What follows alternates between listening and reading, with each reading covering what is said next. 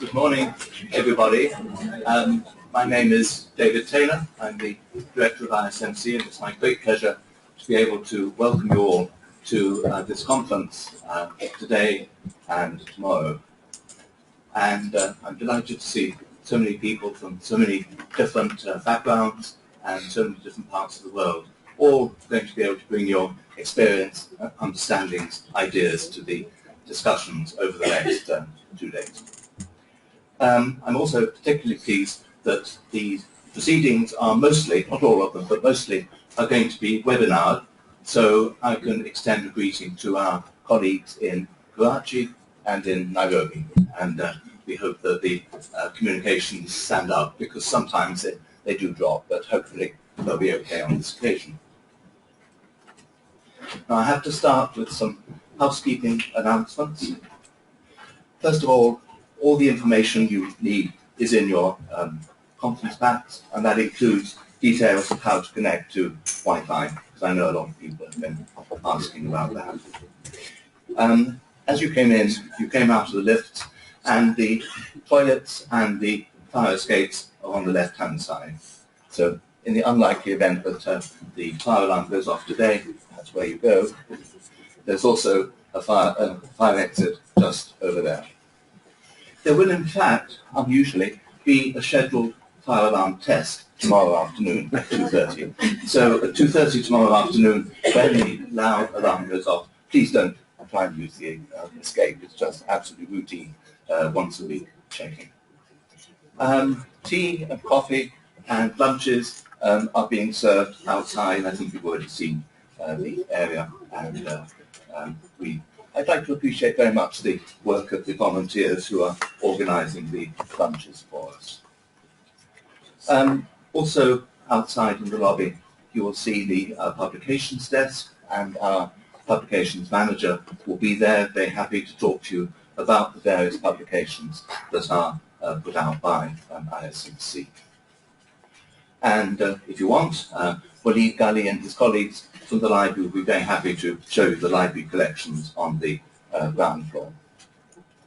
And if you have any questions, if you need any particular assistance, do speak to any member of the ISMC staff, and you'll identify us because in addition to our name, we've got our ISMC logo on the badge itself. So, I've been given 5 minutes to talk, and I've used up most of that already. But I did want to take the opportunity to say just a few words about the Institute, which is an integral part of Aga Khan University, and the President is with us and will be saying a few words later. But the Institute was created here in London in 2002 as an embodiment of the Chancellor, His Highness the Aga Khan's vision of a centre as part of AKU, of the university, which we devoted to understanding the history and the present status of Muslim communities and cultures across the world, and understanding the diversity, the difference in their historical experience. Not to see Islam and Muslims as in any way exceptional and therefore to be studied in isolation, but to be seen very much as part of a shared human history, and using the same methodologies of the humanities and the social sciences that one would expect to apply to any other, as I said, part of our human experience. And that understanding is meant to be a dynamic understanding, an understanding that appreciates the present world that we live in, the crises, the potentialities, the future directions that we're moving in, relationships between generations, the way that young people today are brought into thinking about the world, the media that so much shape the world we live in. And that the Institute will play a part in developing our understanding, developing ideas about what we should do. And we do this through research and publications. We do it through our teaching on the MA program, and I'm delighted that several of our master's students are here this morning. And we also do it through engaging in different forms of public dialogue. And of course this conference fits into several of those categories. It's a research-oriented conference. It's bringing together scholars and practitioners from across the world. We hope it will lead to publication both online and in more traditional format. It's also a place where people can engage in dialogue with each other about the particular topic of the media and the way that the media shapes and reshapes identities. So I think I've just about used up my 5 minutes. So I will now, first of all, turn to the co-sponsor of the conference, the Graduate School of Media and Communications, part at AKU, and to its dean, Michael Meyer.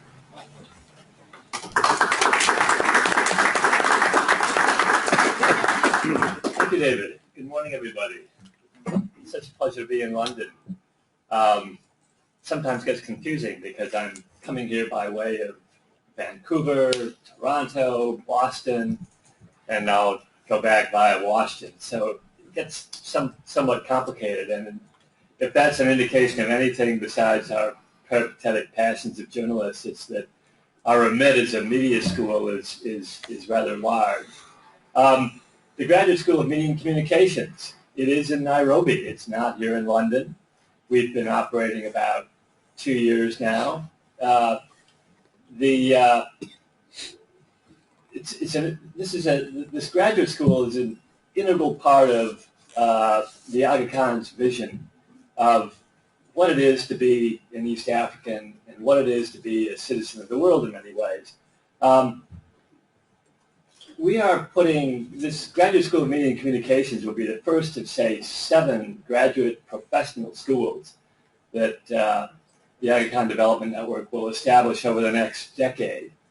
If all goes according to plan, and of course it never will, but we are contemplating roughly $500 million of investment in East Africa over the next decade and a half. That's a huge amount of money. Now, why? As the Aga Khan sees it, a rising Africa, in particular, a robust, dynamic social, political economy like Kenya and East Africa, has outgrown its traditional education system. British-based, based in lecture, and often, too often, rote learning. So the Aga Khan looks out at the world and sees graduate professional schools in the United States and Europe, business schools, media schools, law schools. And his vision is that it is time for these kinds of schools to take root in East Africa and grow. And we will be the first of these. It's an interesting investment based on the premise that a rising tide lifts all boats. The Ismaili community is an enormously prosperous, far-sighted community, that it recognizes that investments in the society of which an Ismaili community is a part is of the essence. A rising tide lifts all boats. We will have a graduate program in an MA in digital journalism. We'll have executive programs in media innovation and leadership. And underway now, as we speak, is a very robust program of executive-style short courses. We have run about 500 students through the program in the first 16 to 18 months of our operation. And so we're very proud of what we have done so far, and we look forward to having quite an impact over the years in the future of East Africa, particularly in the realm of media and, of course, transparent governance. And with this, I think I will turn over to our president, Firoz Rasul, the president of the university, Aga Khan University. Welcome, Firoz, and thank you all for coming.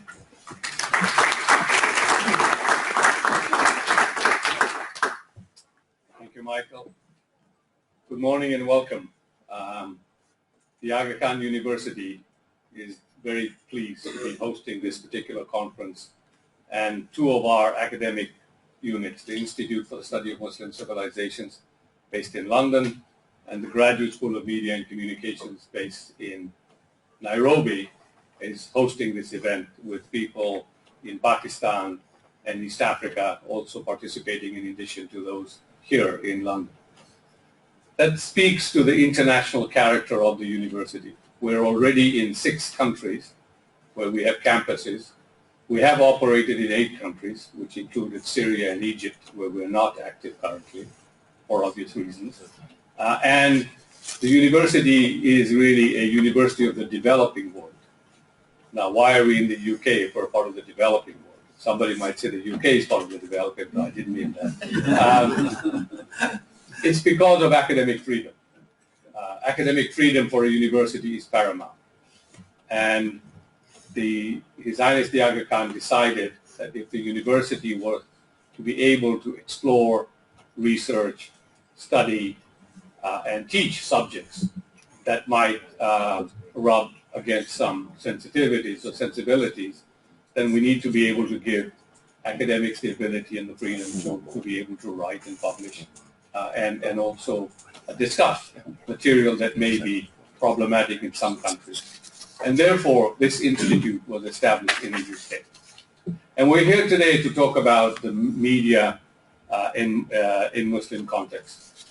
The whole area of media management, and media dissemination of information and news is a big part of the Aga Khan Development Network. Many of you may not be aware, but some of the biggest media houses in East Africa, in the countries of East Africa, were started by the Aga Khan Development Network, started by His Highness the Aga Khan personally, and continue to operate newspapers, radio stations, TV stations, and also digital media now, as you heard.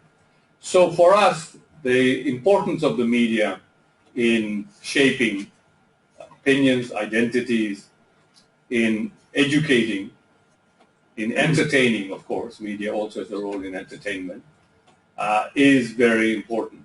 And how we understand, for us to understand how this media operates in these countries, the role it plays, the political pressures sometimes that the media comes under, as well as pressures from other interest groups, religious groups or other groups on the media, or the operation of the media, the opinions of the media, what the media will write about.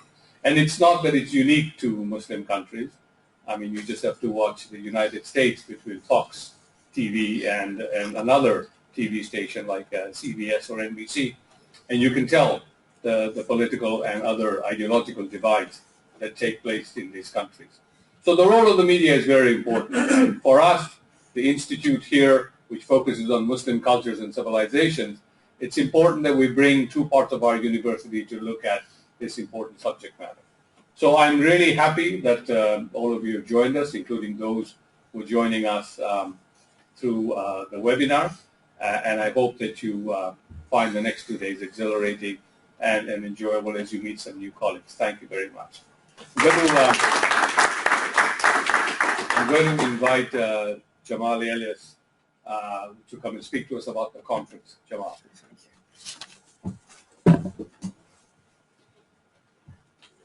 So first of all, welcome everyone. Thank you for coming, and also a welcome and hello to people out in deep space in Nairobi and Karachi. First, again, thank you all for joining us. And I'm not going to repeat what's already been said about the importance of the media, in part because it's been said so ably by my colleagues, but also because, well, you do this, and so you know what it is. But I think, one thing, we're very excited to have this conference here. It's the first conference, really, as far as I know, of this kind that we've had. I just to give a sense of how exciting it is and how I think just timely the topic is for us and for everyone. We originally were not anticipating this big a conference. We were expecting something. So, we did not plan on having concurrent sessions and all and it's a testament to, well, to your excellence, but also to the importance and the range of subjects that sort of anything, a conference on media and Muslim context actually addresses, that we have so many excellent people who wanted to participate. And from our perspective, again, the issue is, it's not, we had many different desired things that we were looking for to come out of this conference, or sort of papers we're looking at. In addition to sort of general things about media and media as it relates to Muslims, both in terms of representations of Muslims, but also representations by Muslims or Muslim majority societies or contexts, there's also technological issues and how changing technologies impact at macro and kind of micro levels, sort of the meta policy issues or meta theory issues, as well as sort of micro studies of actually how things work. And you notice if you've gone through the program that that's exactly what we've actually tried to do. So we've tried to bring together things that actually do so there are theoretical papers, there are papers that actually deal with, and panels that deal with sort of, history, sort of over sort of a society over the long durée, but also a technology, a media technology, or form of media over the long durée.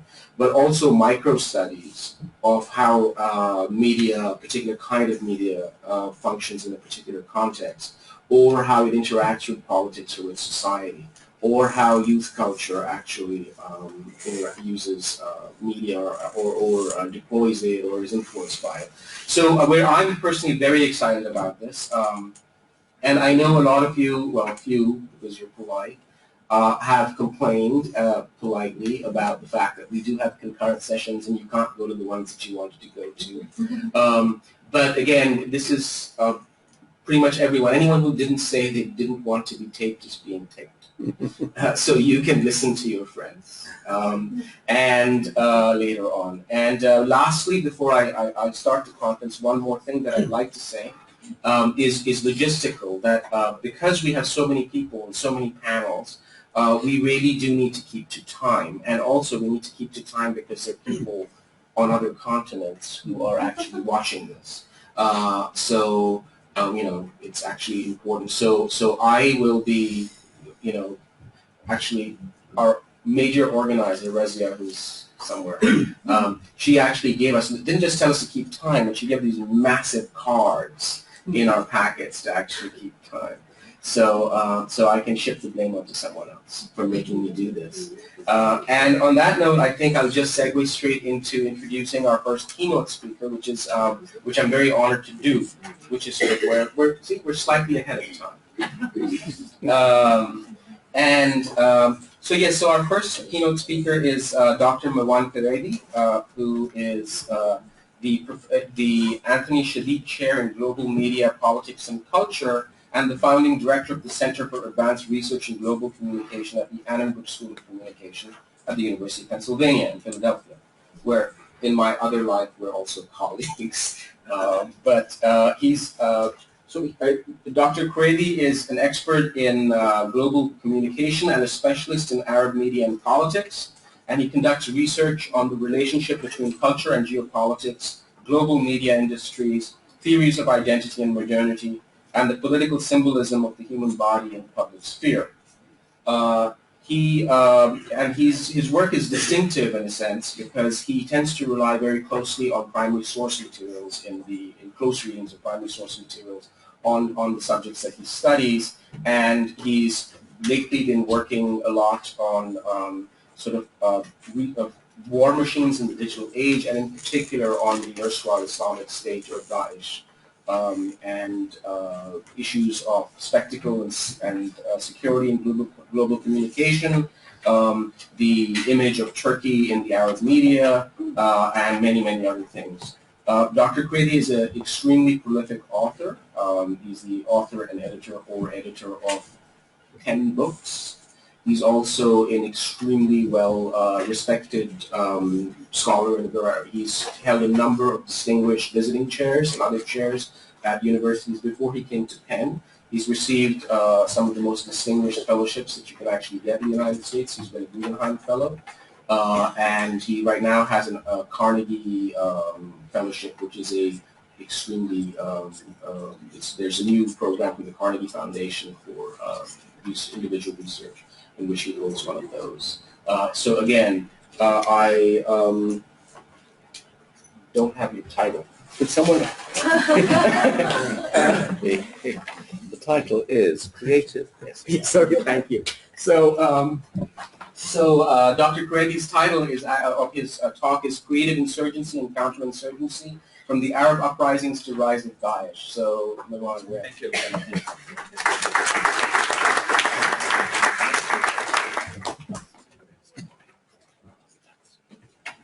So thank you very much, Jamal, for the very kind introduction.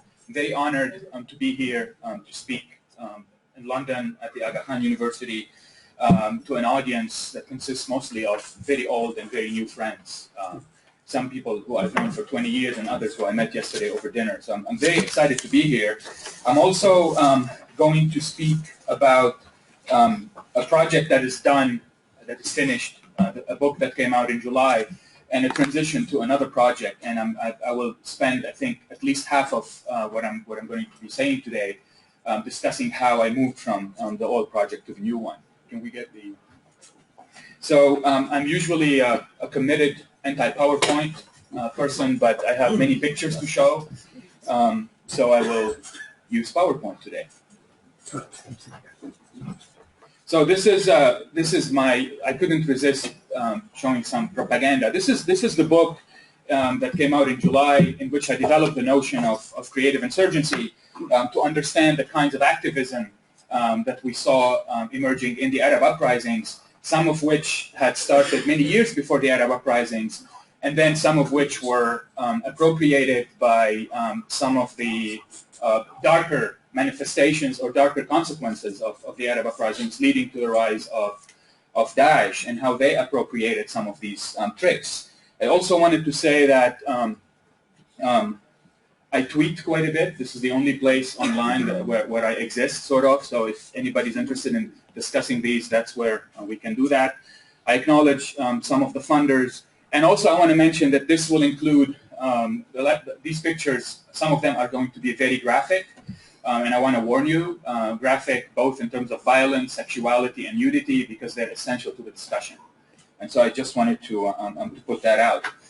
One of the things that you encounter as you begin researching all kinds of ways of contesting power in the Arab world is the human body. And this is something I discovered. This is a picture I took in Cairo in November 2011. This was a stencil graffito, so it's about the size of a sheet of paper. And it featured a television and the figure of Pinocchio on it. And of course, Pinocchio is universally known as somebody whose body betrays him when he doesn't tell the truth. We see his nose growing so big that he busts the television screen open. This was a message criticizing state television in Egypt that does not need any linguistic ability, that is recognizable. I've shown this all over the world. I haven't been to a single place where people don't recognize what this is about, right? So this is a kind of a style of contestation that goes down very easily, that's easily understood, very quickly seen, and has an impact.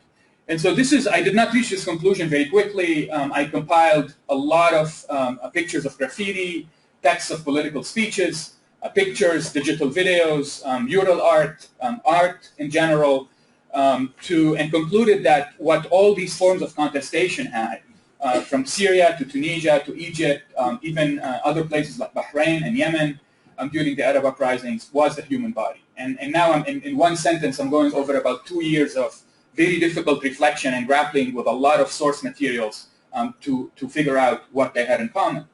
And of course, once you figure what these things had in common, you have to understand what is the importance of the human body. And so I'll go over parts of the book, because I wrote the book in a way that sort of mimics my trajectory of discovering what my materials mean. And I went back to medieval Europe, where as we have a very sort of influential book by Ernst Kantorowicz, The King's Two Bodies, that discusses how in medieval Europe a set of doctrines that emerge in a variety of countries converged together, found their sort of full manifestation in Tudor England, and then exploded in public space during the French Revolution, that basically said that, of course, the body of the monarch was the sacred center of society. I'm not an artist. This is the closest I could get to the body of the king. But of course, the king, in fact, has two bodies, not only one. And the first one is the body natural. It's the biological body that you and I have that gets sick, that dies, that perishes. The other one is the body politic, the corpus mysticum, right? The body that is symbolic of sovereignty, of the realm, that never dies. It's an eternal body, hence the sentence, the king is dead, long live the king. Now, my challenge after finding these were two. One, to what extent can I apply conceptual body of work from medieval Europe to the contemporary Arab world. As we all know, this kind of theoretical translation is fraught with all kinds of dangers. The second question is to wonder to what extent this body symbolism of the sovereign is applicable to modern authoritarianism. And there it was very easy. So one of the things I found, and any of you who have studied the history of Islamic thought, that we have people like Al-Farabi who in Al-Madinah Al-Fadila, in his perfect state, had written about how the body was symbolic of political power. He spoke about the leader being the supreme organ of the body. That's the heart. For many European medievalists, it was the mind, the head, and so there are some interesting differences.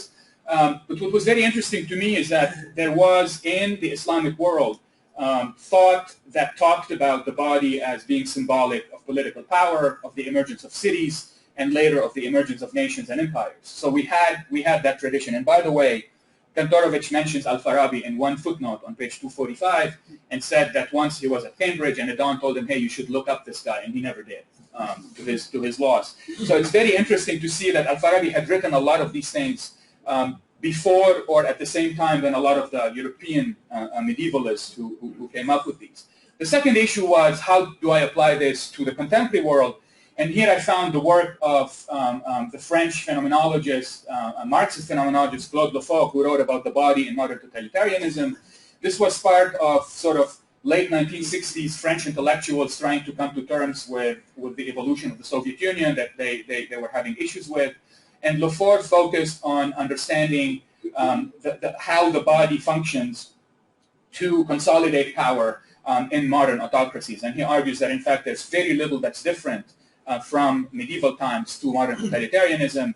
It's the application of the body of the ruler as the supreme body and basically creating subjects, citizens, followers, appendages. They are only the limbs that can be sacrificed for the head. So I'll spare you a lot of sort of symbolic literature on this to delve into the heart of it. So if the king has two bodies, one of the things I argue in the book that the locus of contestation, of what I call creative insurgency, is to try to separate the body politic from the body natural.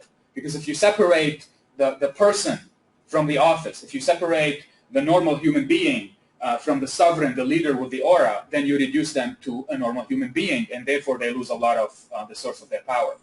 So how does that work? Well, it works in a variety of ways.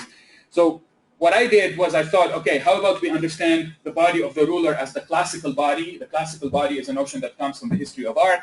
The classical body is typically strong, erect, it's made of marble, it's standing. Thinking of the bodies of revolutionaries as the heroic bodies, the kinds of bodies who are willing to put themselves in harm's way, whether through things like self-immolation or facing bullets or facing tanks, to turn the body of the sovereign, the classical body of the sovereign, into a grotesque body, right? And you see this most clearly in all kinds of cartooning, political humor, where the body of the ruler is turned into a sort of a disfigured, grotesque body. And of course, the grotesque comes to us from the Russian formalists, most famously Mikhail Bakhtin, who wrote about the grotesque as the sort of lowering and the defaming of anything that's sacred, feared, or respected. Okay, now, what I identified out of these are two major styles, two kinds of creative insurgency, two kinds of activism. One of them is radical, and one of them is transgressive or subversive or gradual. The radical kind is quite easy to understand. If you look at this picture, this is one of the very most radical kinds of activism you can engage in. This is not a picture of Mohammed Bouazizi. Pictures of Mohammed Bouazizi's self-immolations do not exist. The videos of his self-immolations do not exist. This is a stock picture from South Korea. This is the kind of activism where the body itself is at stake, and of course the body dies. It tends to be explosive, very high intensity. It's spectacular. We tend to pay attention when somebody burns themselves. It's so spectacular that it interrupts the daily routine. It comes as an event in the news. And of course, it uses the body as raw material, so to speak, to challenge the sovereign. Now, I looked at self-immolations through history. We can go back to the Vietnam War. We can go back to the Prague Spring. What's very interesting about self-immolations is they are communicative acts. They are not against the dictator as much as they are against the people who are willing to compromise with the dictator. They compel people to enter political action, to enter political contestation. This is something we learned from Jan Palach in Prague, who before dying told his doctors at the hospital that he wasn't necessarily interested in making a statement against the Soviets. He was making a statement against his compatriots who were okay with the Soviets occupying his country. The second kind, what I call the laughing cow kind of activism, is much lower intensity. You don't die, your body doesn't burn. It's sedimented, and it tends to fold into daily routines. Think of political jokes, of political humor, of comics, of graffiti. The kind of stuff that is not really a frontal confrontation, a challenge to power, but more of a sort of a subversive commentary on power that chips away at it. And one of the things I found in examining my corpus of data about the Arab uprisings, most of this kind of humor also uses the human body as a primary symbolic space. So let's see how that works. Now this is Burning Man. This is Khaled Said in Egypt. There was a very famous Facebook page. And by the way, one of the main arguments of the book is that, yes, digital technology is important in terms of disseminating and networking, but it's really the people behind these technologies that ought to be the focus of our attention because technologies change. We can argue that the human body remains the same. And that at any rate, in environments of extreme duress, when you don't have electrical power, you may not have an internet connection, you still have your body to act with. And we see throughout history that this has been the case. The second part of the book focuses on the more sedimented kind of humor, the gradual, transgressive kind of humor. The laughing cow, there are a couple of chapters in the book about this. Hosni Mubarak was called laughing cow by Egyptians. One of the things we learn, one of the most interesting things about revolutions is that once there is a revolution, a lot of people begin saying things they did not say before. And so we learn from some of Mubarak's confidants who published memoirs right after the revolution that in fact his own advisors called him laughing cow in the palace when he was still vice president to Sadat. So this is something that goes back 40 years. And it's a joke that stuck for a variety of reasons that I go over in the book.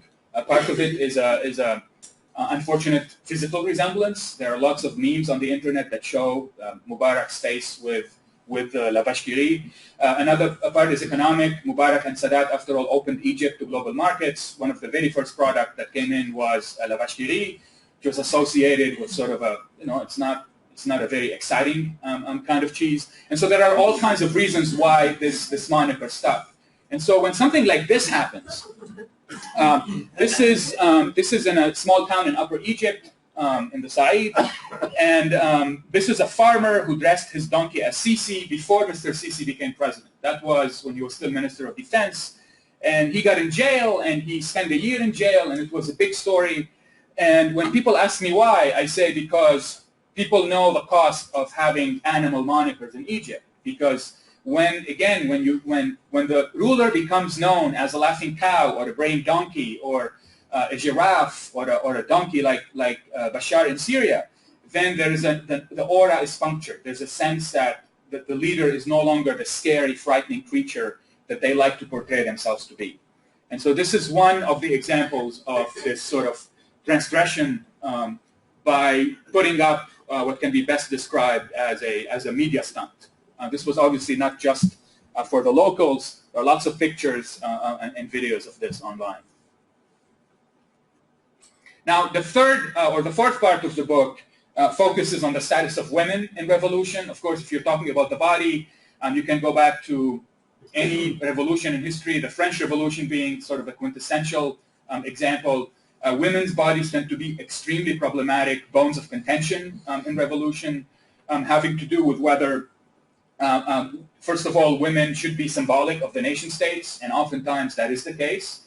The second issue is whether women are revolutionary political figures in their own right, they're full-fledged first-class citizens, or whether they just function as catalysts for men's discourses and arguments. And so I think the uprisings provided a very interesting example of this, particularly because of the emergence of revolutionary figures who were women, who in a variety of ways pushed the envelope and the boundaries of what it means to be a revolutionary figure. So this is the naked blogger of Cairo. This is the title essay of the book. She was 19. She was a communication student at the American University of Cairo. She started this blog. She posted this picture of herself with a political manifesto accusing the Muslim Brotherhood of censorship, and very quickly shifted into accusing the military in Egypt. She was thrown under the bus by the secularists and the liberals who were afraid that she was going to cost them the election, as if they were going to win. Whether she did this or not, they had no chance of winning, as everybody knows. But this was sort of one of these big moral panics, scandals in the Egyptian revolution that reverberated throughout the Arab uprisings. We had several people imitating her. We had a variety of incidents. There's a famous incident of the woman in the blue bra during a demonstration in Egypt. The police was, doing what they do with demonstrators, and they were stepping on a woman and pulled her abaya off, and we saw a blue bra, and the blue bra emerged as a symbol of revolutionary Egypt.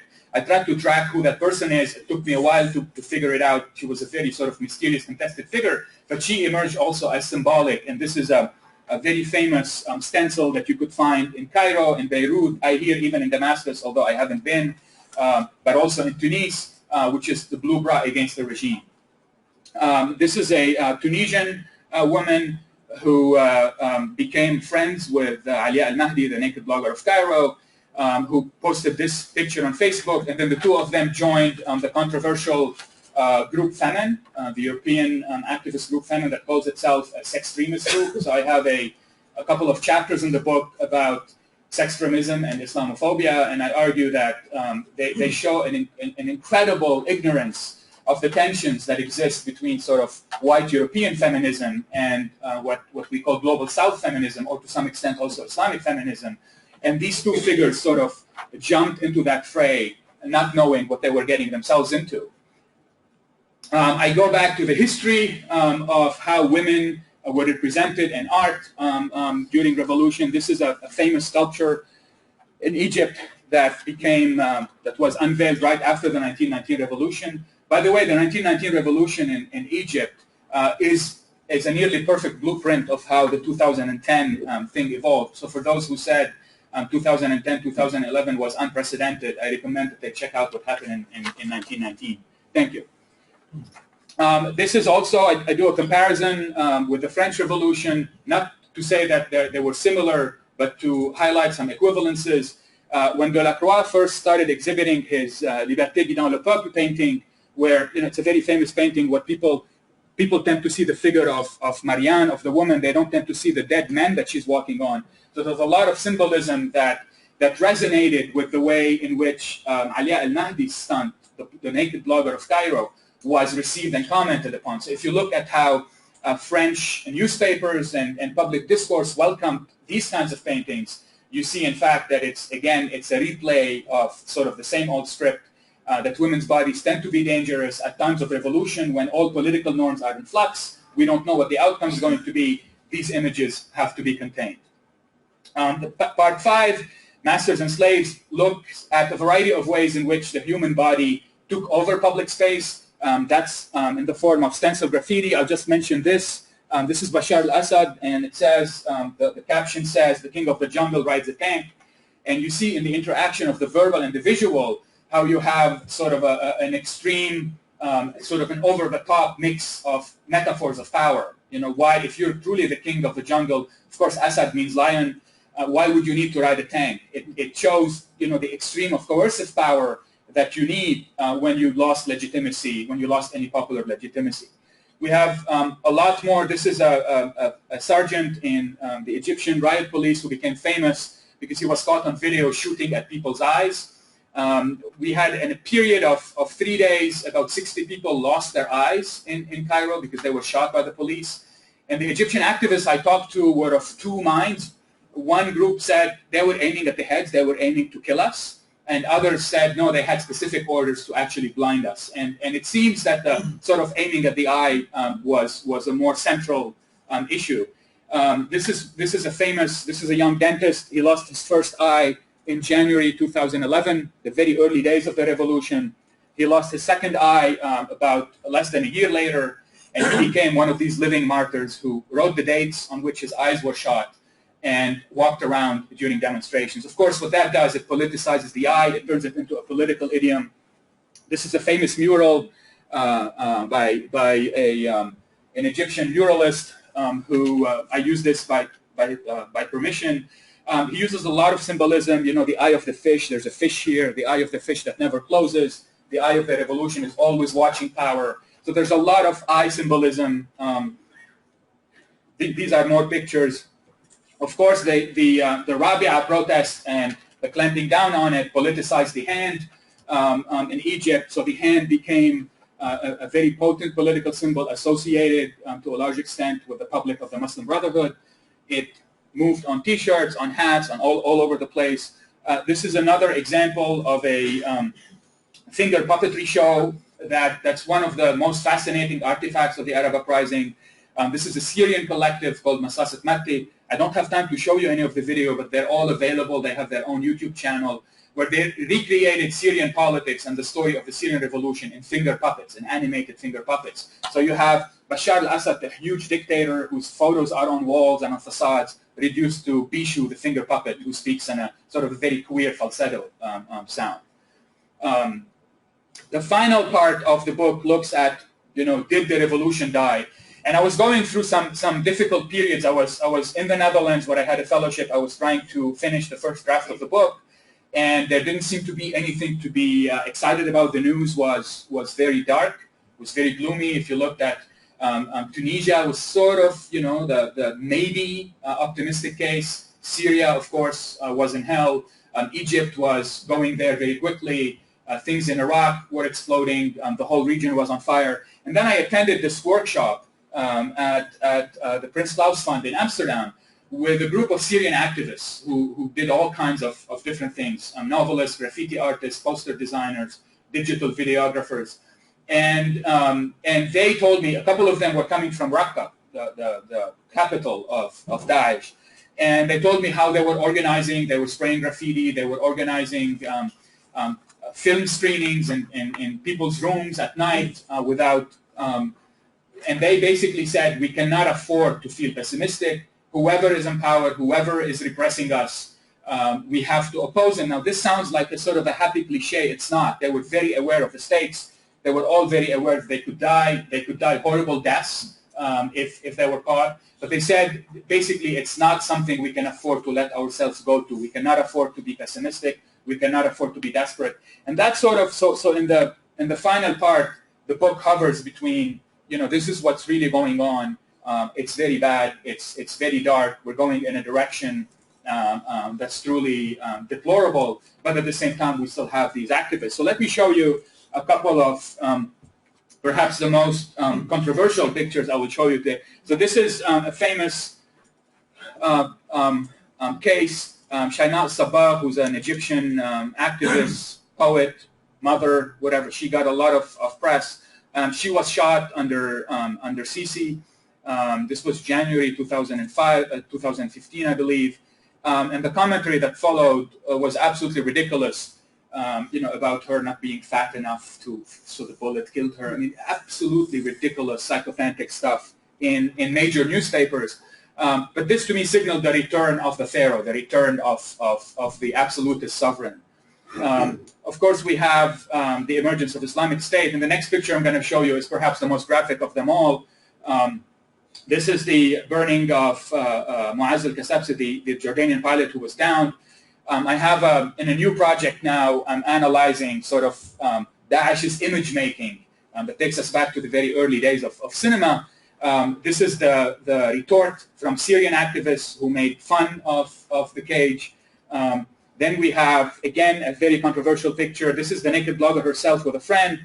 They're menstruating and defecating on Daesh's flag with machine guns around them, basically turning the spectacle of violence and death in the name of religion against Daesh itself. So the argument is that once creative insurgency begins, once there is this contestation of power, whoever is in power, this contestation will continue in different forms. It might go underground, but it will continue nonetheless. Thank you.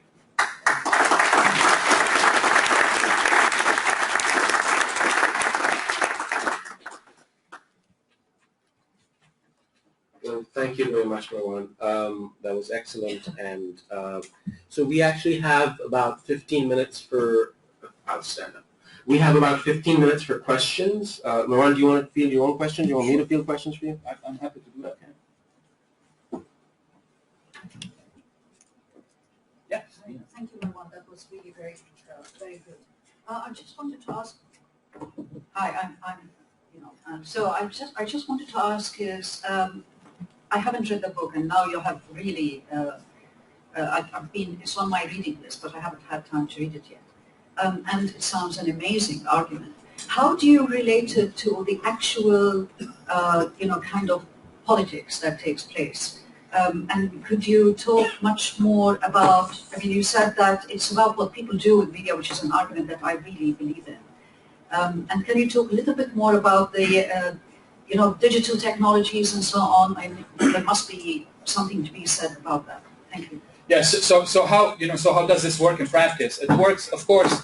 Creative Insurgency's main material are official speeches and official declarations, official image making, right? The posters of the leader, the speeches. So one of the things I do in the book, identify how in the speeches of Assad, of Ben Ali, of Mubarak, the body symbolism is paramount, right? The fingers, the secret fingers playing in Egypt, the snakes poisoning the body of Syria, and so on and so forth. In terms of the argument about digital communication, the key argument I make, first of all, is that the technologies matter far less than the people who operate them. And that's number one. Number two, they matter in the extent that they can network existing communities of sentiment, pre-existing communities of political solidarity, and they can expand them, but not form them from scratch, right? Now the arguments that we see, with the benefit of hindsight, was that, in fact, social media were very good at mobilizing large numbers of people, move them very quickly into political contestation, but were less good at creating durable institutions that allows this political contestation to forge institutions to change the system, so to speak, right? So these are bursts of energy that basically burn themselves out very quickly. And of course, when you focus on the body, you're looking at more enduring dynamics of political contestations, which is the argument exactly that this has continued even after the rise of Islamic State, the collapse of the so-called revolution. The other thing that I find interesting is how the discourse on social media has moved from an idealistic sort of utopian discourse about what these young revolutionaries are doing to the extreme opposite, where Islamic State is reaching our daughters in their living room, in their bedrooms through the computer. Right? So when you have these swings in normative evaluation of the impact of media, then you realize the problem is that you're focusing on the gadgetry and you're not focusing on how people actually use it.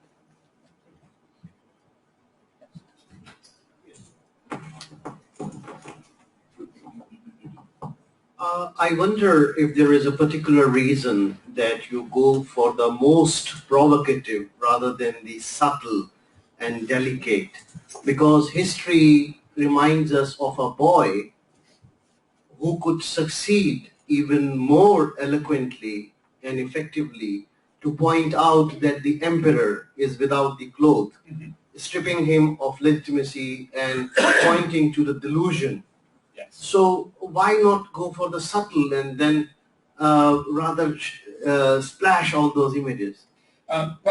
Well, first of all, because I'm summarizing the work of 5 years in 20 minutes, you may have misunderstood me. What I argue, in fact, is exactly that the way to understand this is in the interaction of very different kinds of imagery and contestation. One is the very spectacular, and most of the pictures, it's very difficult to illustrate a political joke, a subtle political joke in an image, and hence the very graphic pictures of sort of one kind of activism. The other kind is the much more subtle kind of joking, of commentary, of subversion, verbal and visual, that goes on in people's daily life. So, and this is basically half the project. So it is there. I think there was a question in the back, and then we can come back. Thank you. I have a related question to the one preceding, and this is not specific to your work, but as a critical practitioner within the field of media. do you see any space or consciousness that exists which brings media reflexivity, as it were? Because what happens that when you highlight, I know media and the people who work in media wants and goes after sensationalism. And sometimes by the very act of that representation, they reproduce violence and conflicts in society. Do you come across any narratives which are focusing on the very critical gaze on the media and create a space for reflexivity through academia? So unfortunately, a lot of the sort of criticism of the media tends to be as sensationalistic as what they're criticizing.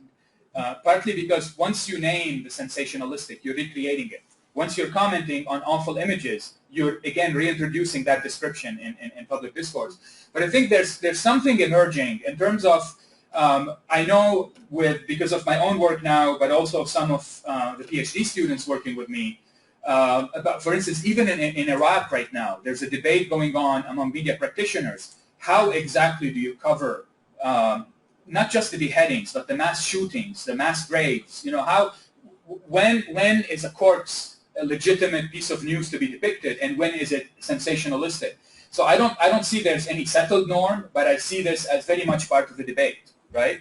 One of the studies I will be hopefully completing this year is the very first sort of mediated beheading of Nicholas Bird in Iraq at the very beginning of right after the Iraq invasion, and how a variety of channels, of television news channels, portrayed that beheading, right? And you can tell there are no norms. There's no sort of a media ethics charter that everybody can work with. And so I think what all these images have done, at least in the Arab world, which is the part of the world that I know best, have triggered a discussion. Of course, chances are it will remain a discussion for a very long time, but at least people are aware of it. So we're not yet at the level of institutionalized self-reflexivity, but there is a conversation going on. And then.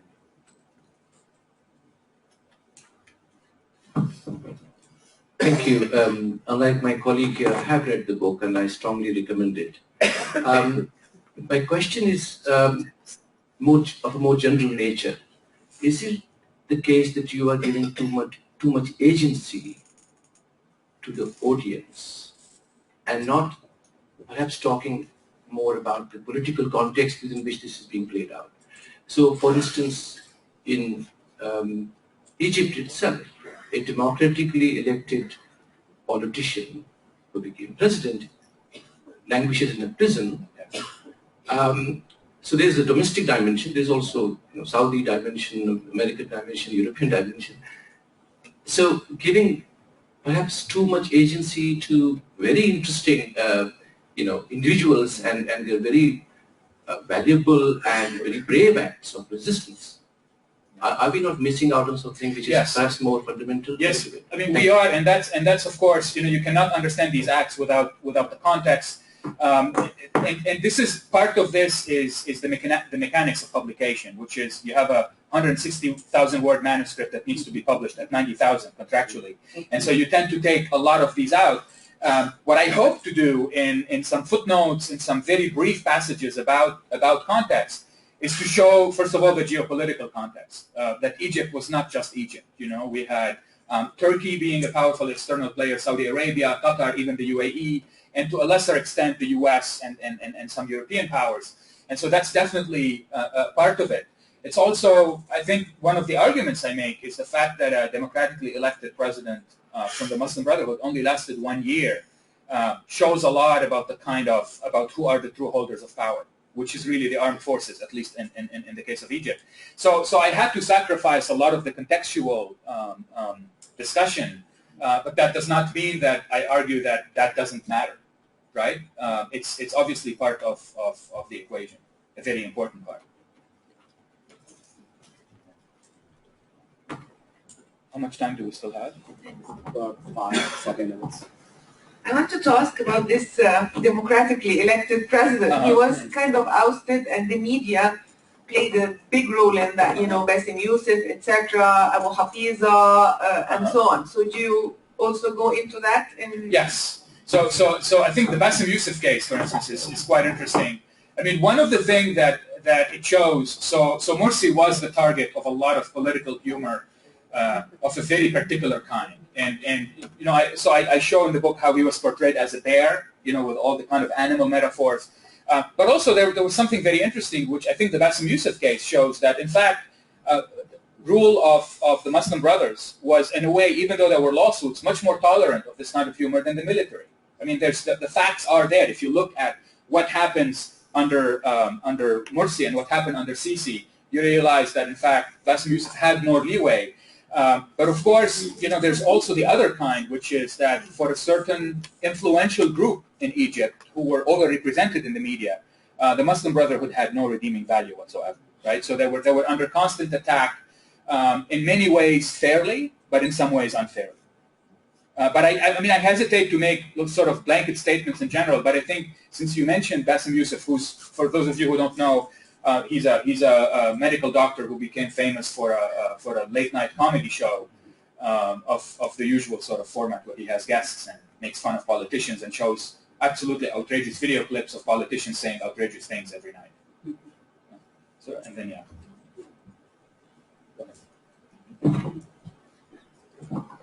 Thank you.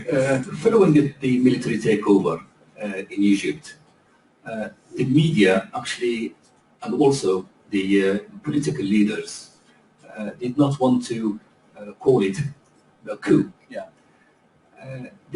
Also, independent, or so-called independent media, refused to call a spade a spade. How do you explain this deviation from the principles and values of the media? Well, I mean, first of all, I think different publics in Egypt disagreed on whether it was a coup or not. Number one. Number two, I don't think there was, by 2013, I don't think there was still such a thing as really independent media in Egypt. And we can argue about relative autonomy of some outlets. And so what happened is very quickly they felt they had to rejoin this bandwagon of psychophancy, of saying what they think the leader wants them to say, even though there were some breaks in that narrative, right? There were periods. So, for instance, when Sisi was seen as giving away the two islands to Saudi Arabia, there was some contestation of that in the media, but that's only on very nationalistic grounds, right? That's the only way. So you can criticize the leader by not being leaderly enough. That's the extent of the criticism, but not in any kind of autonomous way where you can decide, you know, I want to call this a coup. I mean, what are you saying? If you call it a coup, you're calling the military government illegitimate. Do you really want to do that? Well, I'm actually talking about the worldwide media, not just the Egyptian media. The worldwide media played a very hypocritical and ambivalent dance over this, right? As usual. It's a coup, but not quite, you know? I mean, I wonder what somebody like Bassem Youssef would have done with something like that. I could see an entire episode about, you know, wordplay on coup and not coup and maybe coup and quasi-coup and partial coup. But yes, I mean, that's nothing surprising. Yeah, go. Hi, my name is Paul from Sharia Source at Harvard Law School. I really liked your book.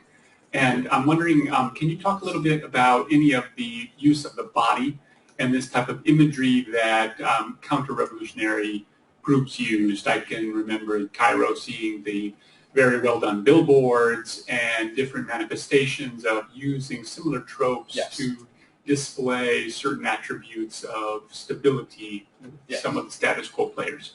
So absolutely. So there's a part of the book where I talk, for instance, about the very well-staged Mr. Sisi in very tight shorts cycling in the streets of Egypt. I mean, any one of you who knows Cairo knows that going on a bicycle ride is a suicide operation, right? But yet we see him cycling and, you know, encouraging a vigorous and healthy body politic, so to speak.